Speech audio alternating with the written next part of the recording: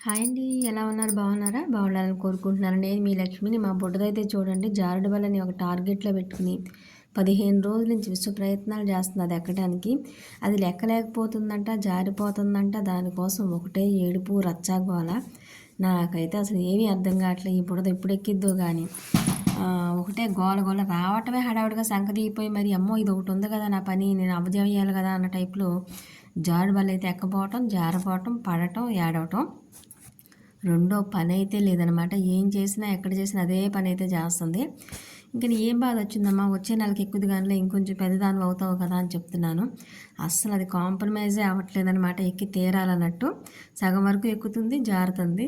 నాకైతే దాని పట్టుదల ఇది చూసి నవ్వు వస్తుంది. చిన్న వయసుకి ఎంత పట్టుదలగా ఉంది, ఇది సాధించాలి, ఎక్కలేకపోతున్నాను అనే తపనతో ఉంది. ఇది పెద్ద అయిన తర్వాత కూడా ఉంటే మంచిగా లైఫ్ లీడ్ చేస్తారు కదా గోల్స్ పెట్టుకుని అనుకున్నా. ఫైనల్గా దాన్ని బాగా చూడలేక నేనైతే దాన్ని అక్కడ కూర్చోబెట్టాను. ఇక దాని విజయగర్వం ఏంటంటే అదే ఎక్కేసినట్టు ఫీల్ అయిపోతా చక్కగా నవ్వుకుంటా కేరింతలు కొట్టుకుంటా టప్పట్లు కొడుతూ ఉందన్నమాట. పసిపిల్లల బోసి నవ్వులు ఎంతో ముద్దుగా అయితే ఉంటాయి కదా నిజంగా. అందరితో విజయగర్వంగా షేర్ చేసుకుంటుంది అనమాట. ఇంకా నేనే ఎక్కేసాను పైకి అనే ఫీల్తో అయితే ఉంది.